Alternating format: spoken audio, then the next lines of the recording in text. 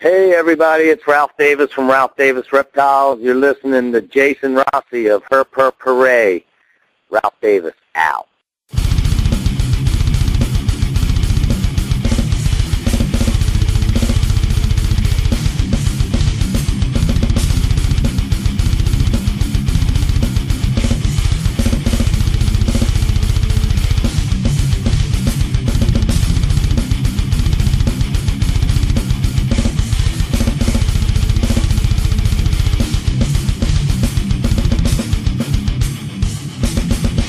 It says here we should work in teams. I tend to think of myself as a one-man wolf pack. You are about to enter Information Overload, a worldwide transmission with Her Per Parade's featured Breeder of the Week. Here's your host, Jason Rossi. I would like to welcome you back to Her Per Parade, a weekly worldwide transmission. We are simulcasting on RossiReptiles.com, Buzzsprout, and don't forget to subscribe and download us on iTunes. This week we have a very special guest for you. He's what I consider a pioneer in the ball python mutation game. He brought you such genes as the Phantom, Platinum, and the Goblin, just to name a few. We haven't heard from him since he enticed us with the Flatline. The king is in the building, Ralph Davis from Ralph Davis Reptiles. Ralph, welcome to the show. Thank you. Appreciate it. Glad to be here. The Goblin, man, that's crazy. I like how you brought that intro in, the Goblin. I remember when I got the Goblin eons ago, and Kevin McCurley called it the peanut butter and jelly ball because everybody thought I was nuts for the name and even thinking it was a mutation. And I produced from that thing a couple times and had no clue what a yellow belly was or any of that stuff. I just called it a gob marker, and then sooner or later I ended up getting the two gobs together, and that's how I hit on my Super Goblin, which, of course, is an ivory. But the rest is history after that. But I remember bringing him in, and I still have it. And I think he's something besides a Goblin. But anyway, go ahead. What do you got for me? What year did you bring him in? Without looking at his card, I'm going to think 1999. Wow, that's awesome. Yeah. I still have him. I've got all my originals. I got Platty Daddy. I've got the original Goblin. I've still got some of the Dinkin projects that I had that never panned out, like the Anatharistic and the Arctic and the Burgundies and all that other stuff. But, yeah, I still have them. They're still kicking around. So I don't do much with them. The Platty Daddy's been off forever. Ever since he started producing Platinums, I just, something about him. He's so nostalgic. I don't even want to risk anything happening to him. So he's set up like a little king in his kingdom. Why don't you give us, our listeners, a little background on the Platty Daddy gene? Oh, the Platty Daddy gene. What do you want to know? Is how I think that it works? Yeah, I want to know that, and then tell them how you brought it in and the role. Well, as far as bringing it in, I got it from Noah, and. Long story short, I had met Noah with a partner of mine at the time, Lou, and me and Lou met Noah, I'm thinking 98 maybe, down in Orlando when the National Breeders' Expo was down there. Anyway, everybody and their brother was trying to get a hold of Noah back then. He was a king. I mean, he was treated like royalty because he could get so many cool cherry-picked, one-of-a-kind. Anyway, we built a relationship and started buying some lower-end morphs, even though they didn't cost lower-end at the time. And he happened to be over here in the States when the Platinum showed up. One of his people found it and sent him a picture, and we looked at it, and then he got back over there, and he looked at it and made me a price, which was a lot of money at the time. I bought it. And when we brought it over, and I've got this up on my website, the thing come in like an ice pop. He was not frozen, but he was on the verge of semi-solid. And we thought he was deader than a doornail, I mean, nothing. Anyway, Lou starts, me and Lou are both crying in the car. We lost all this money, and the snake's gone, and blah, blah, blah, blah, blah. And, we didn't know what the heck to do at the time. So Lou's rubbing it. We got the heat on in the truck because it was the winter time. And his tongue come out and stayed out. And I was just like, he's dead. He's a goner, his tongue's out and it's not going back in. Well, it went back in. And Lou's rubbing it. And sure enough, he started using his tongue and actually started, acting like he had a little life. So I'm like, we didn't know nothing about insurance claims or any of that other stuff. We already been through customs, the whole 9 yards. We were a wreck because, bringing this animal in. At the time, when you first learn how to bring stuff in from overseas, it's a little scary. So anyway, on the way home, he came to life, and he totally acted normal. And, I was like, oh, my God, I still thought he'd get RI or something. I mean, he's just a little guy. And, back then, of course, I didn't have any patience, so we set him up, and back then I was using cypress mulch, and I had a flower pot with the hole cut out on the top, and set him up, and had him real, a nice little setup, and let him set up for, I guess it was that night and the next morning, and of course I'm down there looking at him every second to make sure he's all right. And I threw a little hopper mouse in there with him the next evening, and just ran out of there. I was like, man, there's no way. He's not going to eat. Well, I come back, of course, 5 minutes later because I had to know. I intended on just waiting all night. It was just a little mouse. Wasn't going to mess with him. And I opened it up 5 minutes later, and he was wrapped around it, and the rest is history. That's it. And, I raised him up. I got him big enough to breed. And, of course, back then, we weren't even thinking about codominant or dominant or anything like that. I just, I thought it was some kind of a cool hypo. And raised him up and bred him out and produced clutches, codominantly at the time. And I didn't know what the heck was going on, but I produced, animals that had his color and his background kind of and his face tones, but, their colors were all dialed up 10 times compared to his, him being so pale. So I was like, man, this is weird. And, that's when I came up with the whole lesser thing. I didn't think they were actually platinums, and, I called them platinums back then, and then I was thinking about, what the heck do I call the offspring that are normal, and blah, blah, blah, blah, blah. So, and, I just kept everything back and held on to it, and just kept working the project out, always thinking that, there's got to be something else. There's got to be something else. So, I just kept on producing lessers. And then finally, I was able to make a Platy Daddy by breeding the Sibs from the Platinum, which were just normals, thinking in her head I was trying to make a ghost or a hypo or something, just try to pull that other gene that was making him so pale out. And that's when I finally hit on the Platinum. So, I made the Platinums, which was him, and then the lessers being, not that they are lesser. Well, they are lesser. They're, at the time they didn't cost a fraction of what he did. But I didn't really have any Platinums to sell. And that's how that whole thing come around, I just worked it out and worked it out and worked it out. And to this day, it's still, it's still a very, very misunderstood gene. I think a lot of people think they know more about it than I do. All I know is a Platinum bred to a normal makes lessers and normals. Those normals carry something that makes the Platinum. And only a lesser or a butter or a phantom or whatever else out there. I'm thinking the Russos and the Mojaves and all that stuff. When they get in line with that het Platy, that dilute gene turns on, and, you get a daddy out of it. You just get that, you get that snake with a paint job that's been toned down 10 times. So that's kind of how that whole thing worked out. And, I'm glad I stuck with it because nowadays, if we would have got something like that, if I would have got something like that a year ago and started working it out and made lessers, I would have been like, I guess he's just real pale or whatever.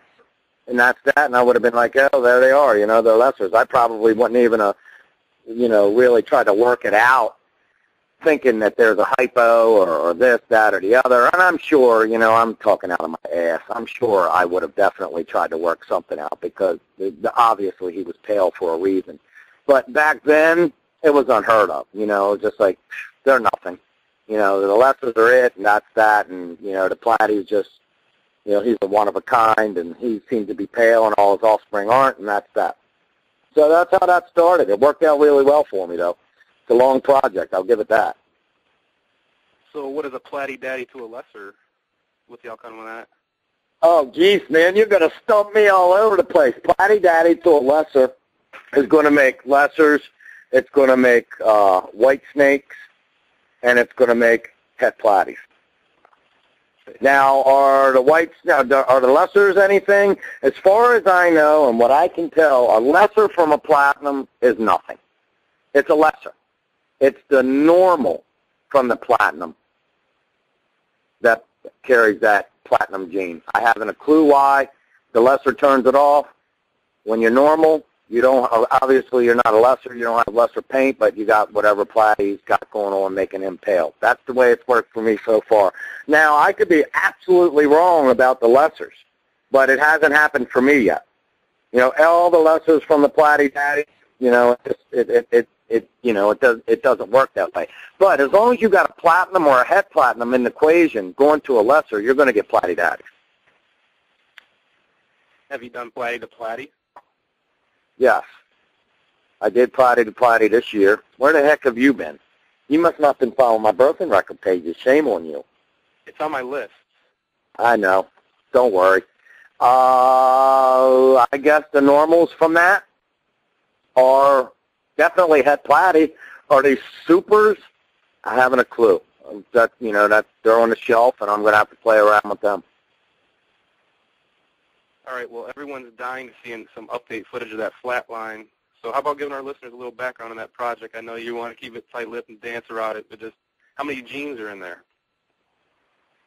As far as I know, the original flatline that I put up on the YouTube video is 2.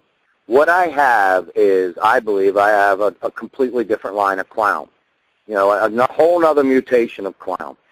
And, of course, you know, there's a lot of people out there with those aberrantly tight, dorsally striped clowns with nothing on the side. And that's what I'm working with. But for some reason, it seems a lot more consistent. And I started playing around with that line on the back, you know, with other genes that I figured could tighten that up. And it worked out.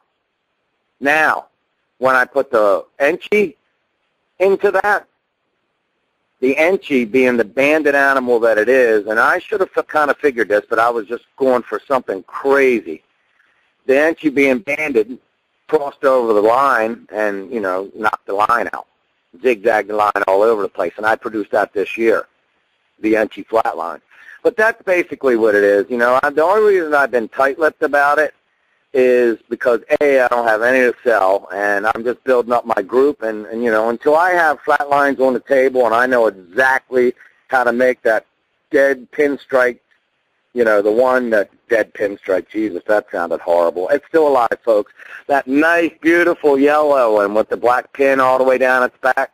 Until I got a couple of them sitting around, you know, and I'm producing something like that, then I'll unleash it and let some stuff go. But I've got a lot of people interested in it. I just don't want to let something like that go until I completely work it totally out. It's obviously genetic. I know that. You know, that's not the issue. The Enchi didn't do what I thought it would do.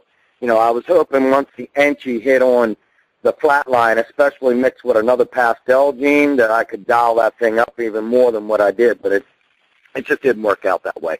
What I've got on the website right now is just a straight-up Enchi flatline clown, which is, you know, your tight dorsally striped clown with the Enchi, you know, crossing over the back. And the Enchis are so banded, you know, they just chop the crap out of stuff. I love that morph. So that's what that is, you know. I mean, that went crazy. That whole video that I did, I think somebody called me and said, you know, Kevin McCurley had just done a video and was like, you know, why hasn't Ralph said anything or done a video or whatever? And, I mean, nobody knew anything about the flatline or anything at that time. And I was going to Ocean City. I think I did it on a Friday. I was going to Ocean City for the weekend to go fishing. And I just said, what the hell, I'll put on Saliva, ladies and gentlemen, blare it, and, you know, walk around my crappy Sony. And just show the facility, and then I'll zoom in on, you know, this cool little flat line at the end, and there's no way anybody's going to sit through this crap and see the end. Well, you know, I'm down the ocean, and my phone is just blowing up, so obviously everybody sat through it, and that's how that whole thing started. But there's really no mystery to it. I mean, I'm sure other people can make it if they've got some kind of an aberrant clown. It just seems like, you know, I haven't really showed all the clowns that I produced. I've really started building up my clown production, and I've been holding a lot of stuff back, and a lot of that stuff isn't even on the birthing record pages because I don't want to be, you know, I don't even want to be asked about it. I don't even want to be tempted to sell it, even for big money. I just want to hold on to it. So basically, I'm raising up every heck clown, every mix of every single thing that I got that's clown female-wise. It's going on the shelf. I'm pounding it up, and I want to breed male flatlines to them. Well, that video was nothing short than epic. Yeah, that went viral. Oh, yeah. That video went crazy. And it's funny how things like that happen. You know, I don't know, what was it, 3 minutes or whatever the heck the song was, and, you know, I just like, yeah. You know, I was basically just being a smart-ass. You know, I've just put up some crappy video here of my facility. I mean, it was Friday. We'd just done cleaning. You know, everything looked good. Everything was in place. So I'll just walk around while Saliva's playing on the boombox, and it worked out good. I think the music is what made it so good for me, anyway. I like the way it ended. You know, I like that song. I've always liked that group, so. That's how that whole thing come about, but believe me, there wasn't any thinking or anything going into that. I mean, I usually come up with good ideas when I do come up with something, and that's what I did. You know, I was just like, yeah, what can I do? And I'll do that, and that's what I had. And at the time, you know, that was the showstopper that I had.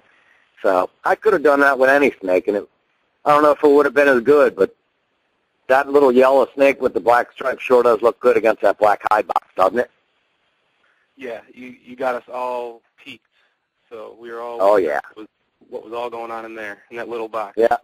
And there's a lot of animals out there that are very similar to it. I mean, I've seen some spider crosses and this mix and that mix and blah, blah, blah. And, you know, there's nothing in that other than a pastel, my aberrant flat line, and one other thing. And the other thing I'm just holding the line on for now.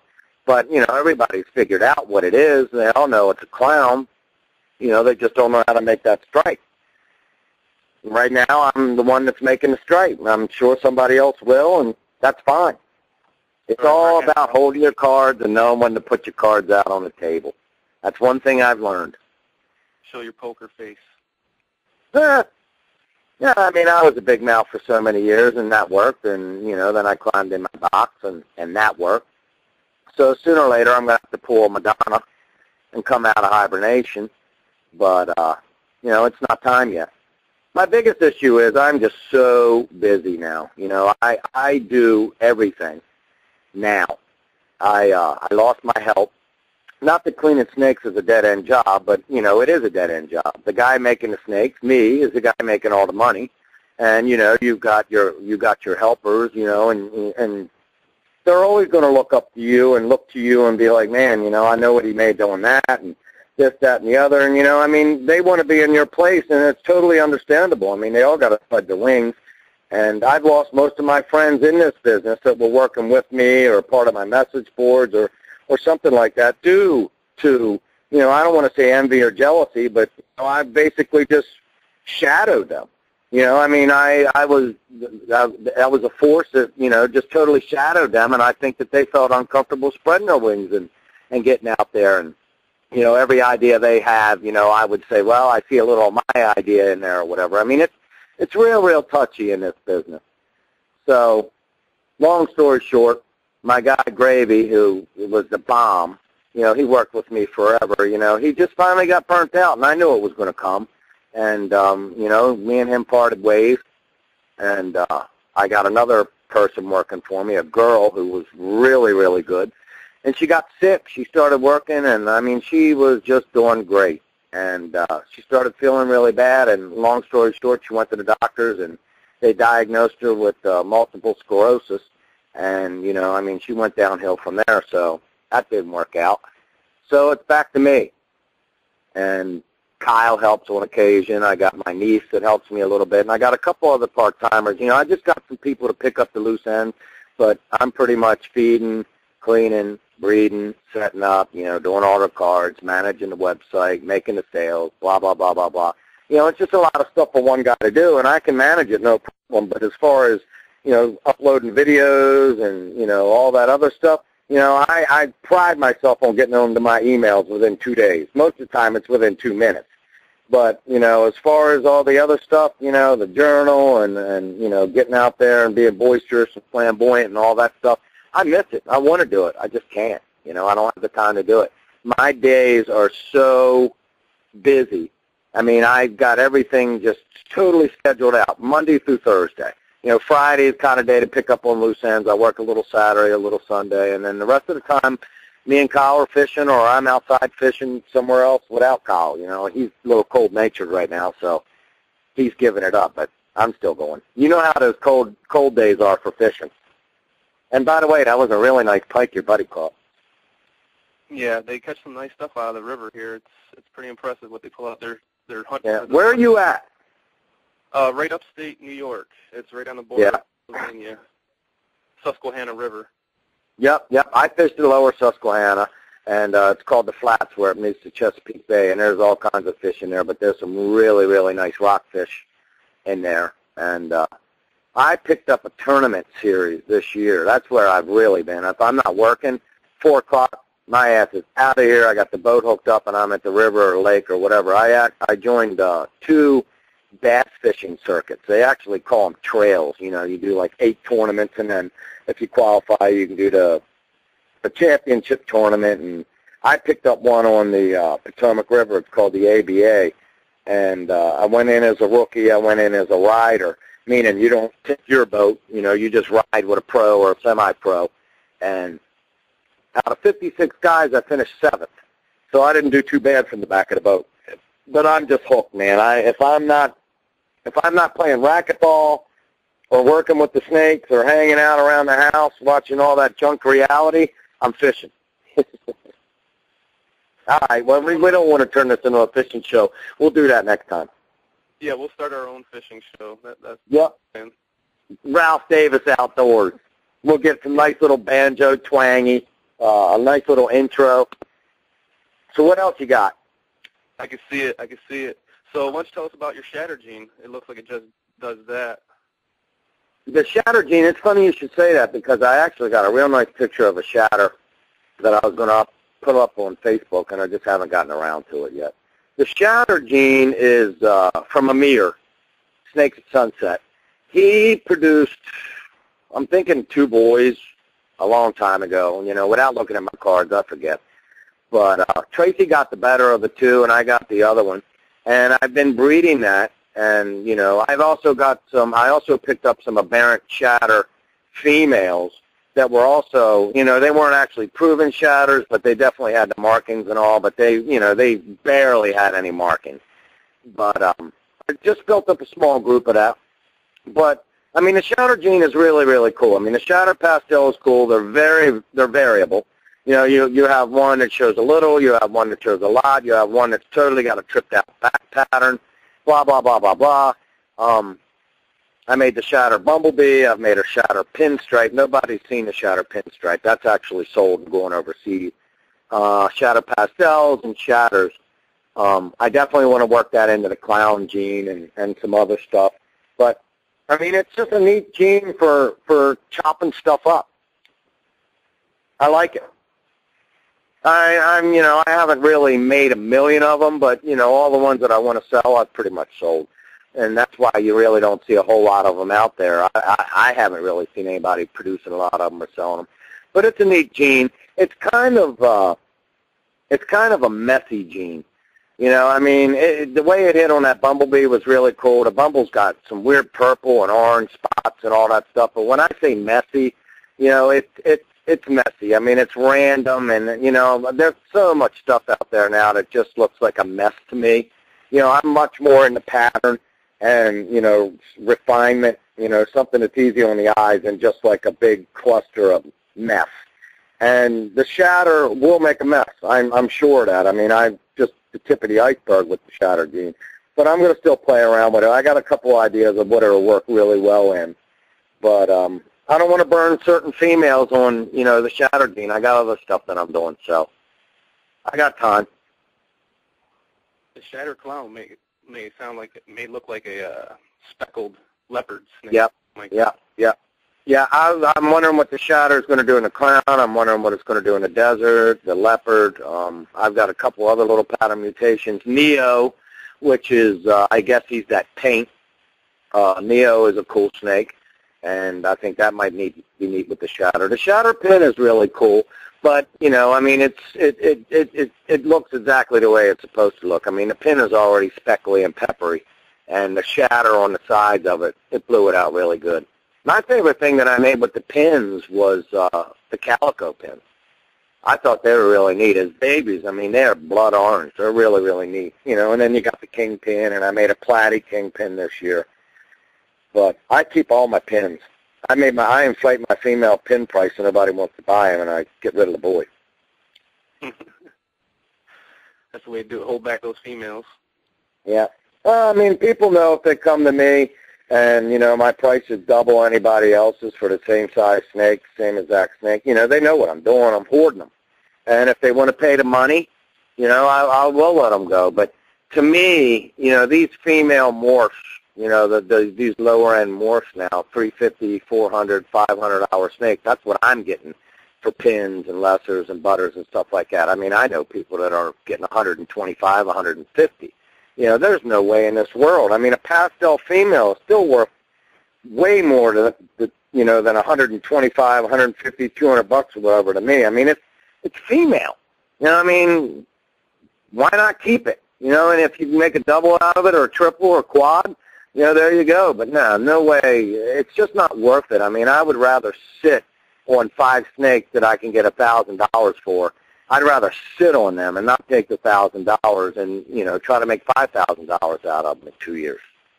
Just, I don't understand how people can do that, but, you know, that's just me.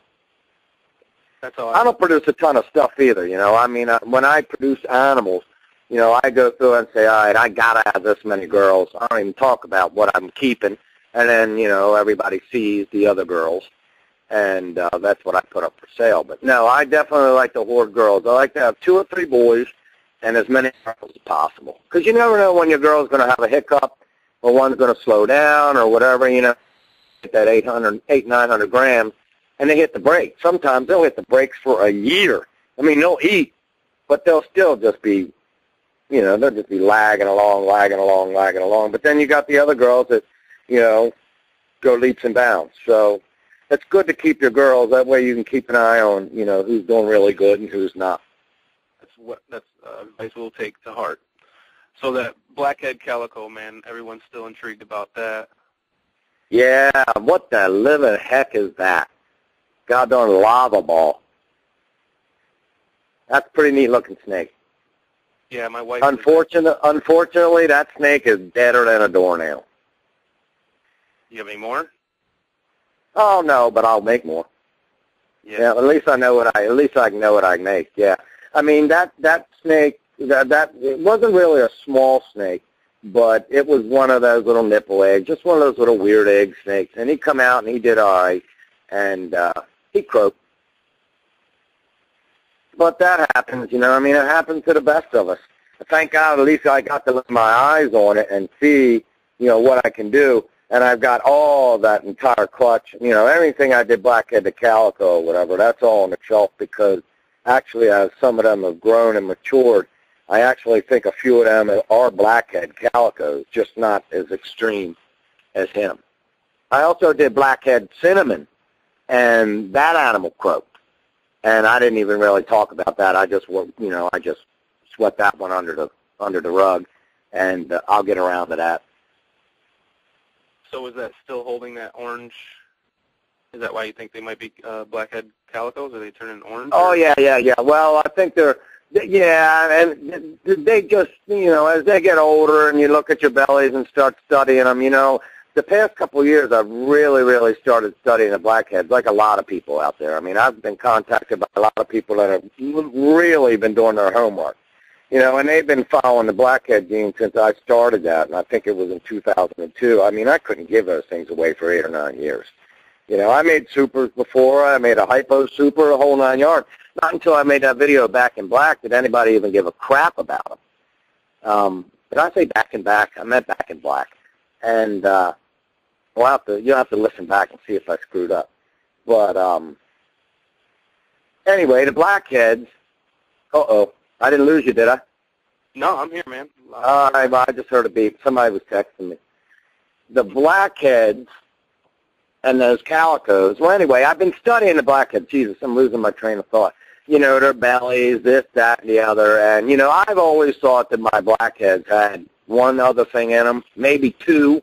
Because if you study all my blackhead production on the birthing record pages, you can see some don't look like the others. But they all got my, you know, I'm looking at the belly, the cheeks, the head, just the overall look, you know. I mean, when you've got them in your hand and you're hatching them, you pretty much know what you're looking at. But my original blackheads came from, you know, my blackhead male out of Africa to another dark female that I thought would be a perfect mate for him. And she was a ringer, and she was actually, you know, she was a pretty aberrant-looking girl. I still got her.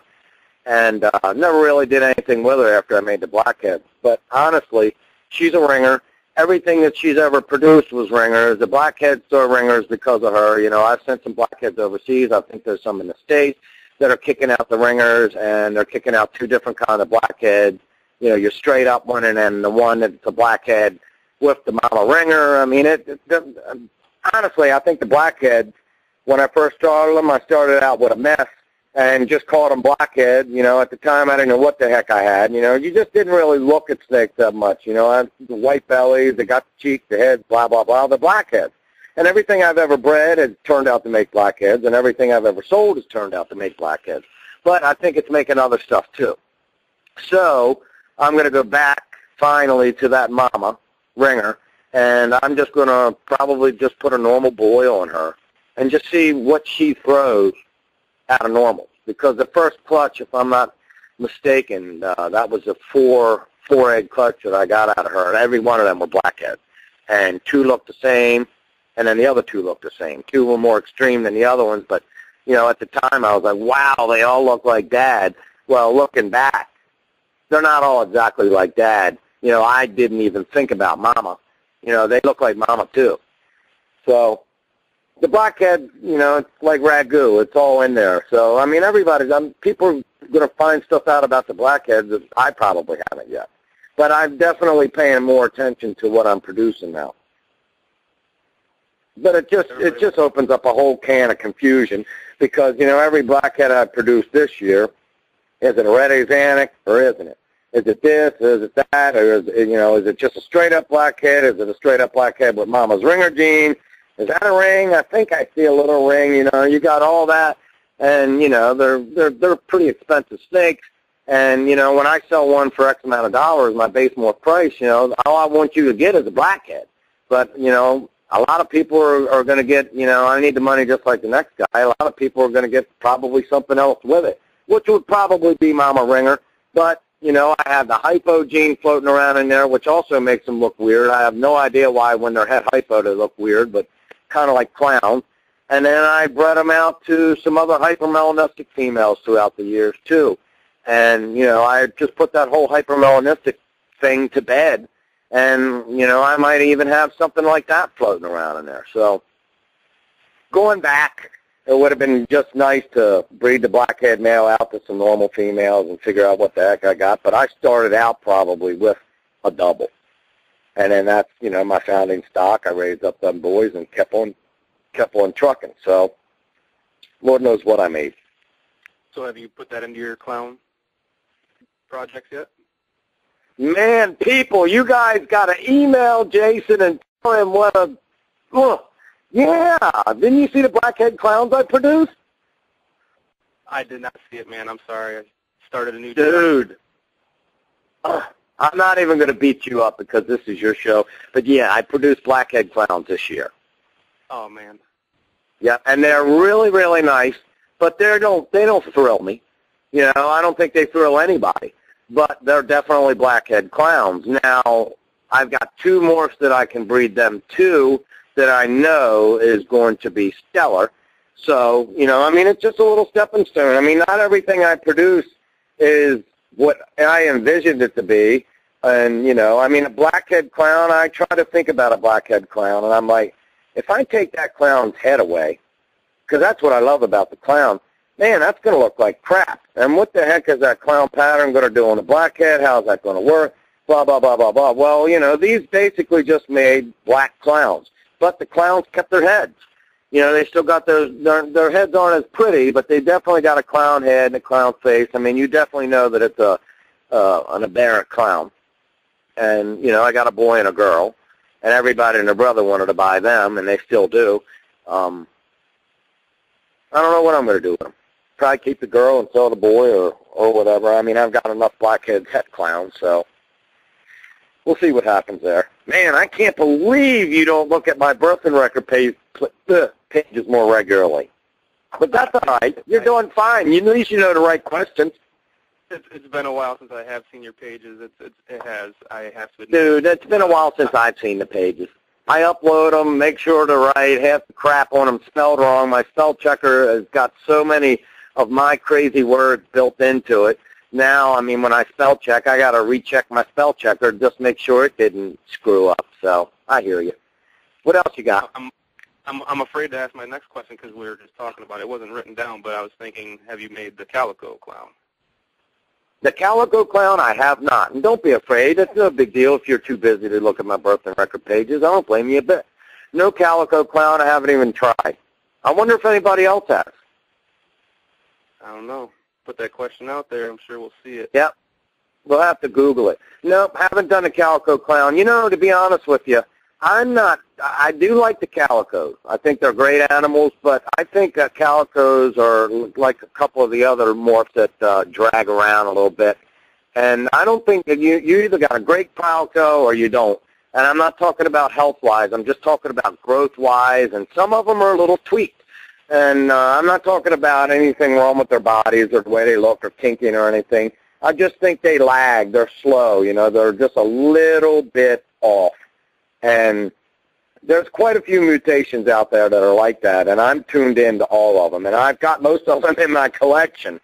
And I try to steer away from a lot of that stuff because, you know, all you're going to have is, you know, a snake that's going to take 10 years to get old enough to breed, especially when you start mixing it with other stuff. And, you know, a lot of the breeders out there that have done what I've done or have the animals I have, they know exactly what I'm talking about.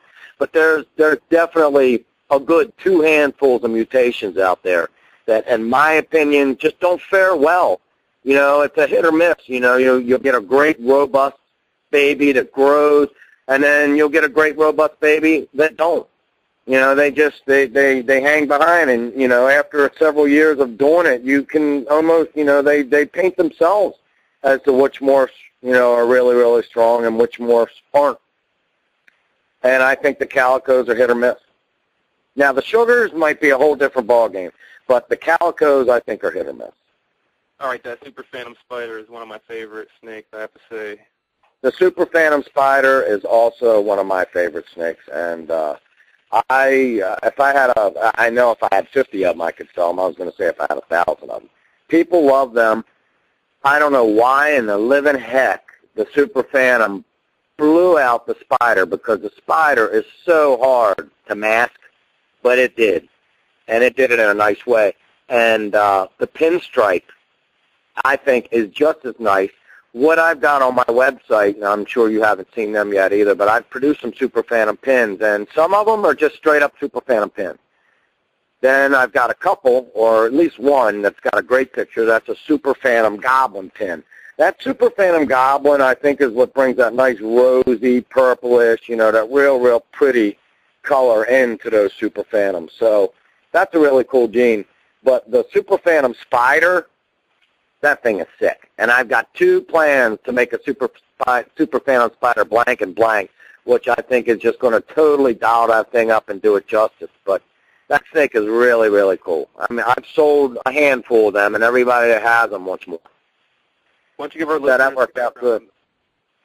What's that? Why don't you give our listeners the background on the Phantom gene? The background on the Phantom gene? Yes. The Phantom, the original Phantom mother, who I still have, came from John Martino from RMJ. Me and him, geez, this was going way back into the Noah days.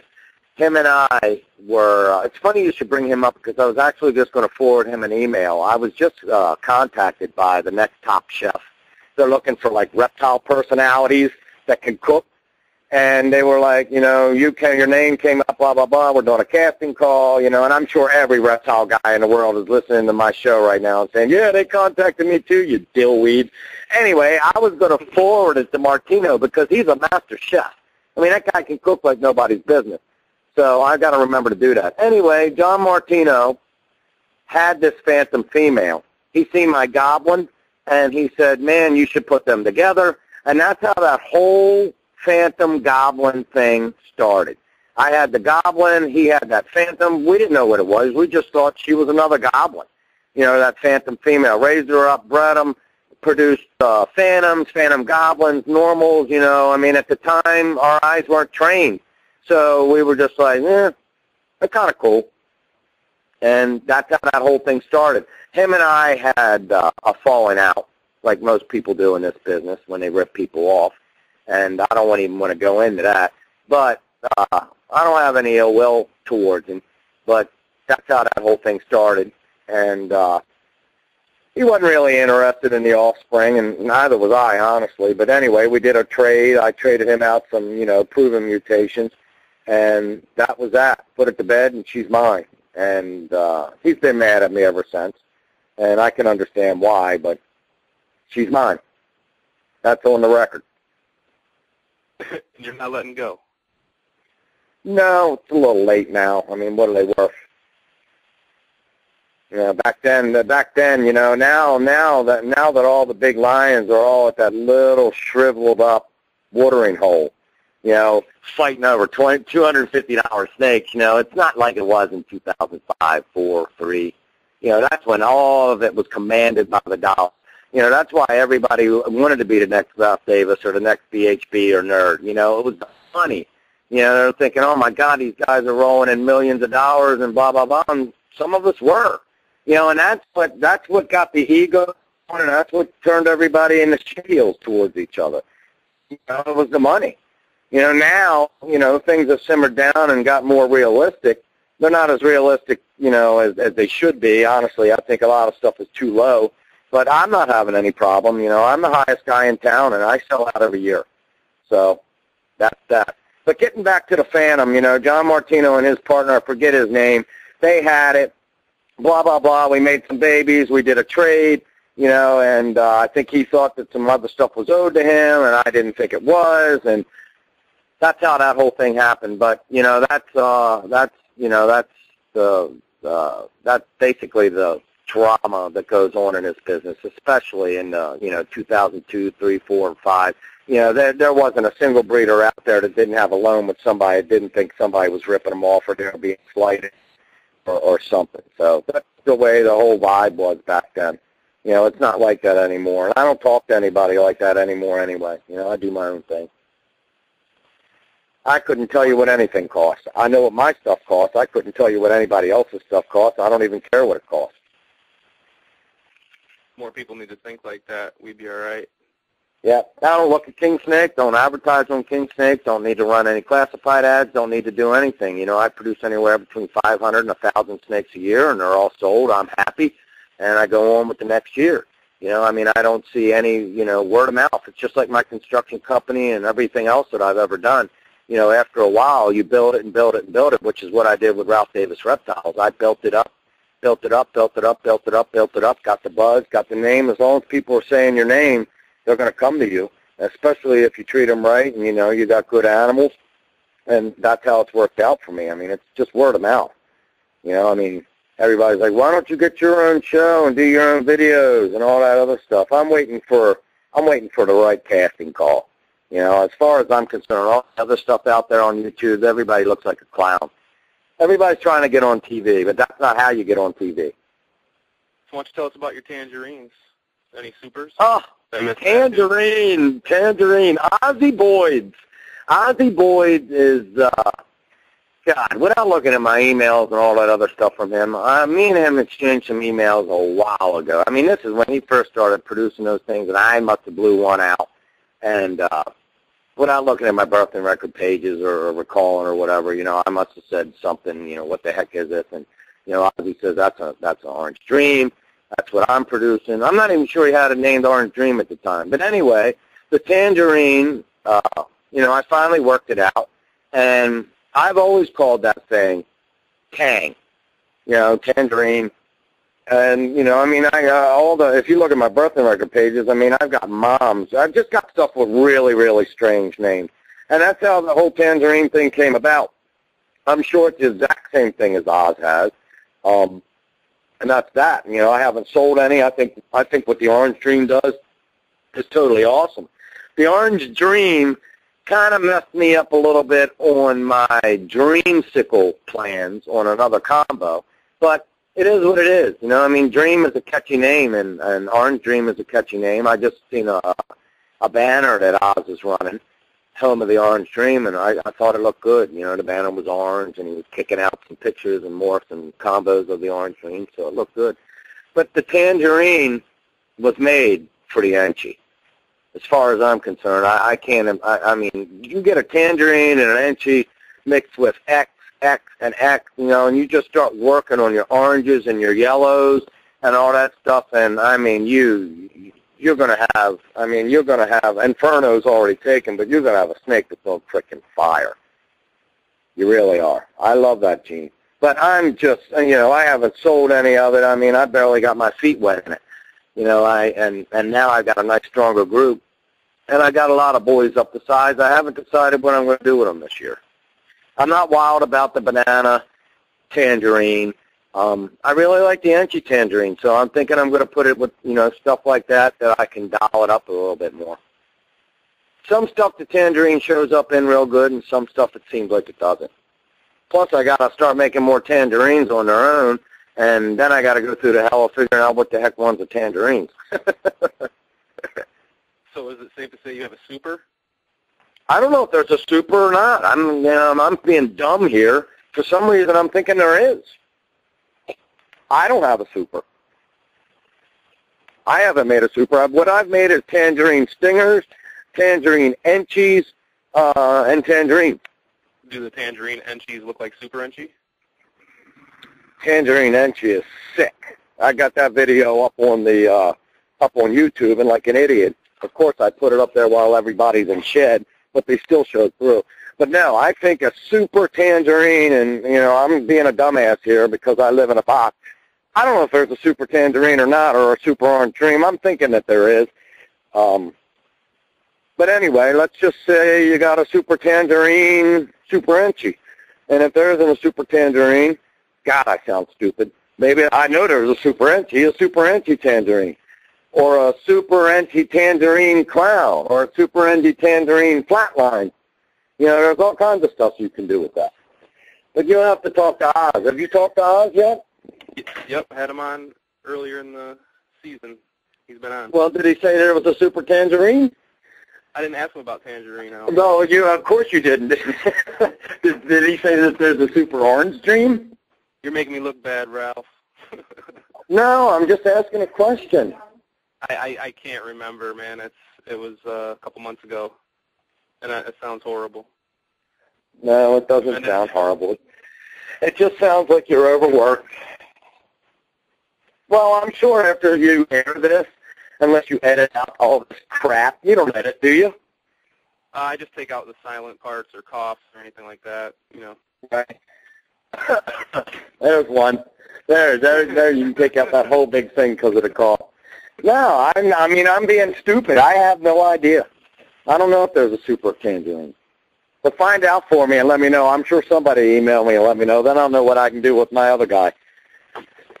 And they'll be like, yeah, we need this other guy replaced on the show here over at Her Purpurate. Yeah, everybody's going to be like, Jesus, what a bunch of tools. They don't even know what the hell they, well, of course I don't know if I got a Super Tangerine because I haven't done Tangerine to Tangerine, but one of us should know if there's a Super Orange Dream, for God's sake. I've kind of gone into the box, too. It's kind of weird, but do you vend any shows? I stopped doing shows. I haven't done a show, Jesus, 06, 07. All my show stuff's up in the garage, all packed away. Now, I started just getting a bad taste with the shows. The shows, for me, I'm a total wreck when I got to move my animals around. I hate it. I just hate taking the animals, boxing them up, keeping them warm, blah, blah, blah, blah, blah. I just worry sick about them. So I just finally, and all the boozing and the whole atmosphere down there, believe me, I was a part of that. I was one drunken idiot down in Daytona many a times. I mean, there's some pictures of me on the web that, believe me, I ain't happy about. And, I just got into that whole rock and roll, I don't know, it's just a weird rock and roll herper lifestyle. And that really wasn't me. But anyway, the only reason that I stopped doing the shows, well, not the only reason, one of the biggest reasons is, I'd taken a bunch of animals down there that were pre-sold, make a boatload of cash, put animals on the table that, they were priced respectably. Couldn't sell nothing. Could sell plenty of panties and thongs and T-shirts and this, that, and the other. Couldn't sell any of my snakes. So, I just stopped. I didn't like the whole Sunday run-around thing where everybody's looking around for deals and they're getting them. You got this up on the table for that, and you just found out that this person just let it go for half that, or let 5 go for half of that. So I didn't even want to go. I didn't want to be tempted. And those people came to me, too. And then you get the stink eye because you're like, no, I'm taking them home. I'm going to get full price for them. So I just wanted to get out of that whole thing altogether. So I stopped on the shows. Which is your favorite, would you say? Oh, Daytona, for sure. Yeah, I mean, the whole atmosphere down there was great. I mean, the show, back when I was doing them, and it's just like any of the other quote-unquote, rock stars, you really didn't even have a good show. It was just, you want to give people the time of day, but there's just so many people, and it's so overwhelming. If you cut one person short, you feel like shit because you cut them short. I mean, you get in there on a Thursday or whatever, and, you're just bombarded from the minute you hit the door to the minute you roll out on Sunday. It just drains you. And most of those guys are built for it. They really are. All of them. I can't say nothing bad about any of those breeders there. They're there. They're people. They're people. Brian Barczyk is built for it. He's got his whole little place set up. You can mingle in through on his horseshoe and go around in a circle and talk to him and his girl Laurie and whoever else he's got working with him. Nerd's got his whole entourage. Everybody, it just wasn't me. It didn't work out good for me. It didn't work out good for me. I'm much better answering emails, talking on the phone, getting out there on the message boards and whatnot, but the whole show scene just didn't work out. Now, I'm sure I'd probably say, man, I'd love to do those shows if I was making a boatload of cash like all the other guys were. Those guys are rolling out of there with cash. I wasn't rolling out of there with nothing but the snakes I brought down. I didn't come home any lighter than I did when I went down. So I was like, man, what the hell are you doing wrong? But I sold all my snakes, just didn't sell them at the shows. People came down to shows, it seems like, to look at me. That's the weirdest thing, to look at me. They didn't want to buy anything from me. And don't get me wrong, I definitely delivered a lot of stuff.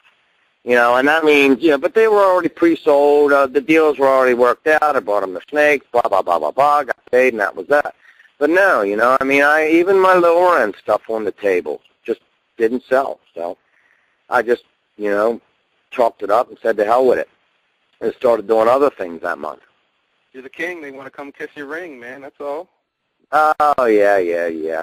I never called myself the king. Everybody just assumed I was the king because I put the crown on that little snake on my website. And that's how that whole thing spun off. And, of course, it worked, so I went with it.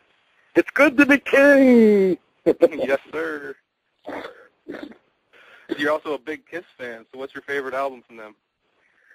Oh, that's a good question, but I'm going to have to say Destroyer. Yeah, I was thinking the same. Yeah. I like them all. I like the first. I like Hotter Than Hell. I like Destroyer. I like Love Gun. Kiss Alive 2 is great. Kiss Double Platinum. Once Kiss And I hate to say it, you know. What's that? Animalized. Animalized was all right, but to be perfectly honest with you, I've never really been wowed about anything that they did after they took their makeup off. And as terrible as this sounds, you know, Dynasty. Dynasty was that they had that disco song, I Was Made for You or whatever. You know, I mean, I got beat up a million times because I love that song. I still love that song. You know, I mean, that song's just got a lot of longevity.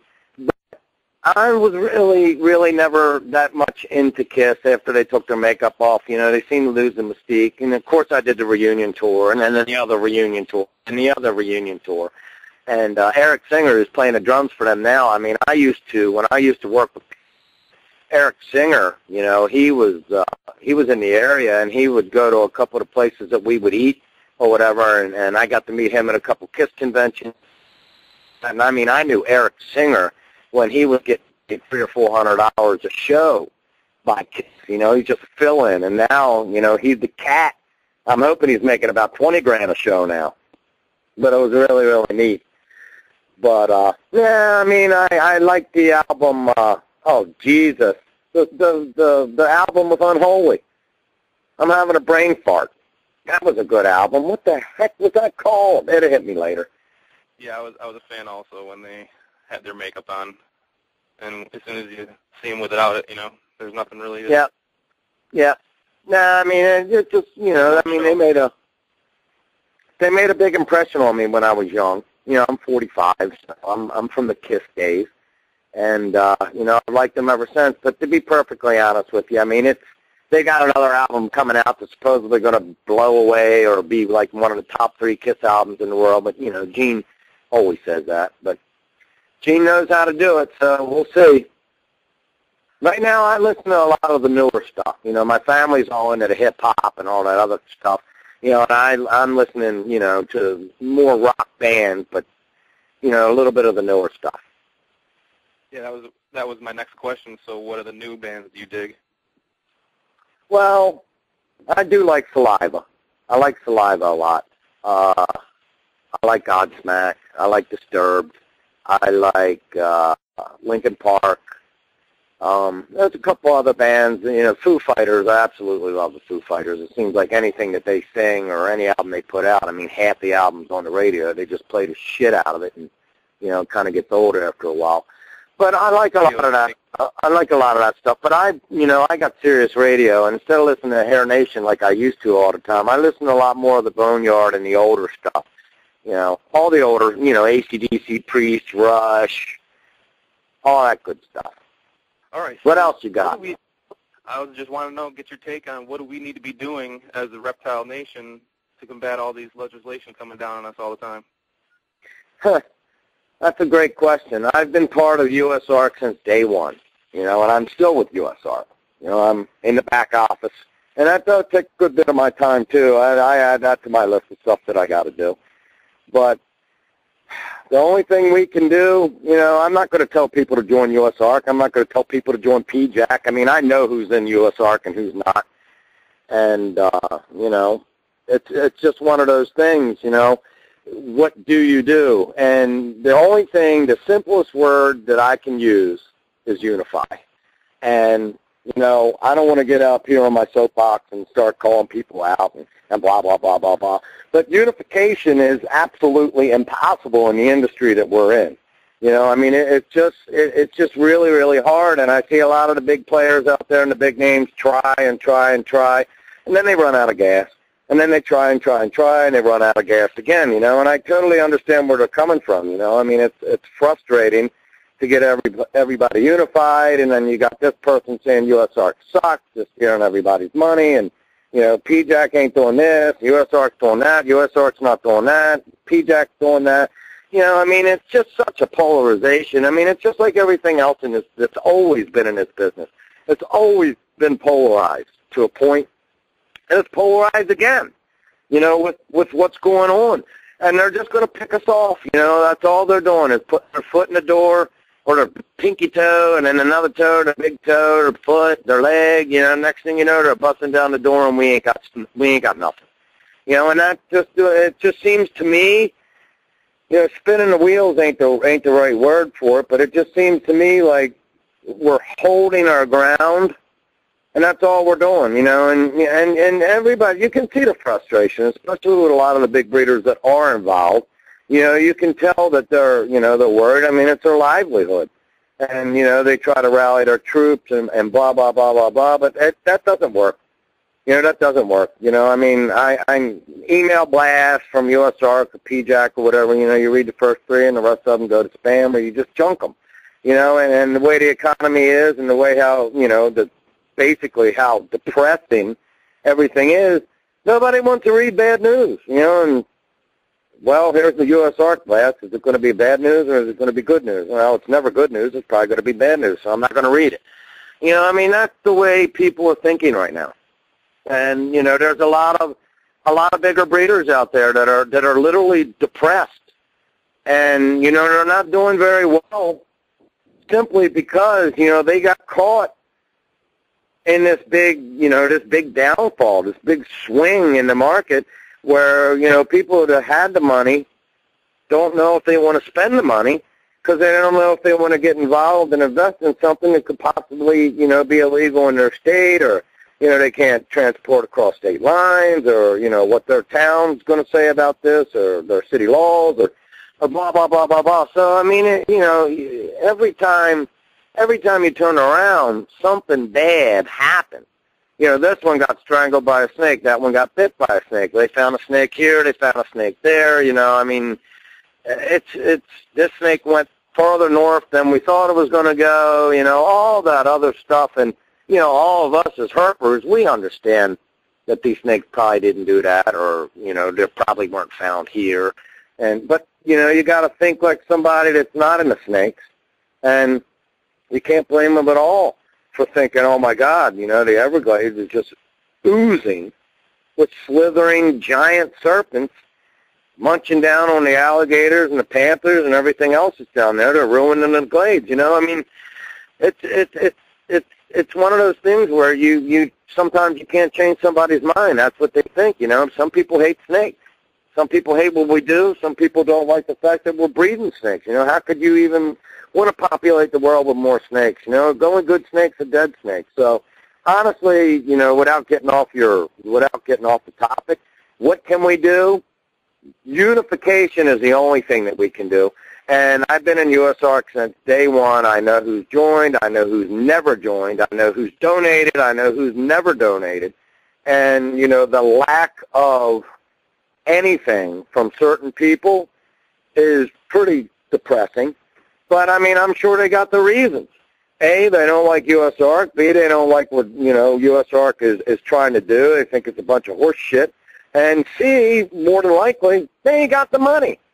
And a big breeder's not going to just kick out $40 to USARK. That's embarrassing. I know how they're feeling on that. And, to kick out $1,000 for the big membership, that's expensive, especially every year, especially right now when you're not making any money. But that's just the way it is. It's just like, every time you turn around, you're getting another punch in the face. And the media, it's just like, when's something going to pop up in the news? And it always does. Something pops up. Something pops up. I think the latest thing that popped up, I'm assuming it's the latest thing, was, what happened at Ben Siegel's place with the bug-eating contest. And not that paints anybody in a bad light. I mean, people eat bugs all the time, and they have all those contests all the time. I mean, Jesus, I love Fear Factor. That's all they do is eat bugs and mealworms and all that crud. But, that was absolutely terrible what happened at his place, and I can't even fathom how he feels or the family feels. I mean, it makes me sick just thinking about it. And I watched the video, of the boy, eating all those bugs and to win it, and then just to know that, that was it. That's the last time. That was it. It makes you sick. You sit there at your computer, you get sick to your stomach.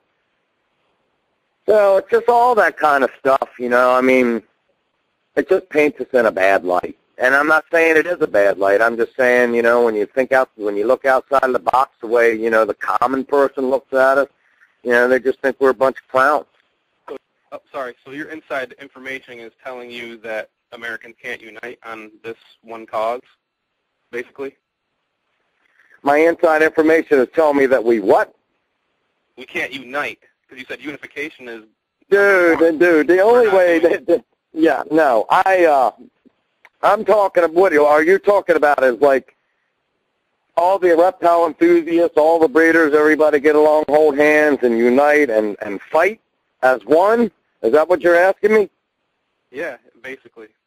Nah, it never happened. I mean, why would it happen now? I mean, it should have happened when, you know, when we were all in the hot seat. You know, we've been in the hot seat since day one, and we're still in the same hot seat. And, you know, some people get up, rally the troops, and get everything going, and blah, blah, blah, blah, blah, and get all the hits that are YouTube pages, and blase, blase, blase, and they're just, you know, spoon-feeding that same old crap. And, you know, after a while, everybody gets tired of hearing it.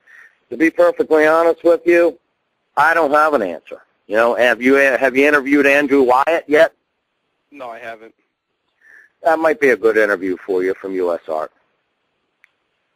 But, no, I mean, I see it. You know, I'm on the board of directors. I'm not a very important person. You know, I'm the coffee boy.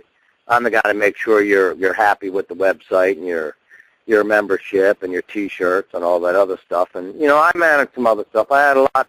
I did it quite a bit in the beginning, especially getting us going when we didn't have any money. And I didn't have any money, but I believed in it, and I still do believe in it. I mean, it's just one of those things, you know, you got to pick one. You know, you got to pick a side. And I don't even, and see, there I am. I'm polarizing it. There is no side. You just got to get behind what you want to get behind and support it to the end, and that's that. And that's what I decided to do. You know, instead of doing nothing, I at least decided to support USARK, and that's what I'm doing. And there's a lot of people supporting USARK. There's a lot of people behind USARK. There's a lot of people supporting PJAC, and they're behind PJAC. You know what I mean? And that's great that all those people are, you know, behind those organizations. But honestly, I think the biggest problem right now is just that nobody's making any money. You know, everybody's so depressed and so down. The breeders don't talk to each other like they used to. They don't get on the phone. They're not excited about anything anymore. You know, it's just, you can see it. You know, I mean, I've been on the web long enough that I know, and I can tell smoke and mirrors when I see it. You know, and I mean, when you see some of these little clown shows out there, they ain't real. You know, it's all smoke and mirrors. I mean, you're watching this clown, and you have no idea what they're going through with their business or their home, or making their mortgage payments, or dealing with employees, or any of that other stuff. You know, it's just like grasping at straws. You know, if I can't make it in the snake business, maybe I can get a TV show. You know, that's where it's going. That's why I say clowns. Yeah, I might take some grief for that, but hey, that's where it is. Raw and uncut, Ralphie style. Yeah, well, I mean, it's all about the snakes. You know, that's what I do. I put boys and girls together, get eggs, incubate them, hatch them, sell them. You know, if you want to make a radio show or a TV show out of that, great. But that's all I do. You know, as far as having the time to do anything else, I would literally have to not breed my snakes, feed my snakes, clean my snakes. I would lose all control over everything that I've got. Of course, I could get all the work done, but I have to have control. I have to know where every snake is, how it's doing, you know, blah, blah, blah. If somebody emails me for a snake, boom, I rarely have to even think. I know if I've got it, I know how it's doing, and, you know, I'm right back to you with an email, and I'm going to try to sell you that snake. You know, there's not a lot of room when you're in my position. I don't know how these guys find the time to do what they do. And when I say do what they do, I mean not work with your snakes and do other things. You know, I mean, you know, this is Ralph Davis Reptiles. This isn't Joe Blow Reptile. So if I'm out there screwing around and, you know, making this video and that video, and I did this, did that, and blah, blah, blah, and trying to keep my place pristine at the same time, it's just not going to work. So unless I can clone myself, I'm pretty much screwed. But I open and invitate anybody who wants to come video. Anybody who wants to shoot while I'm working, or shoot while I'm doing this, or shoot my collection, or any of that stuff. and upload it to the web. I'll give you a great interview, great show. That's fine. But I don't have time for it. Even Kyle, poor Kyle, isn't so good in school now. He doesn't even have time to pick up the Sony anymore. School's hard. But we're going to pick up the Sony a couple times this year, I think. All right, Ralph, is there anything else you'd like to add that we didn't touch on? Oh, God, there's 10 million things that we didn't touch, but we can do that on another show if you like.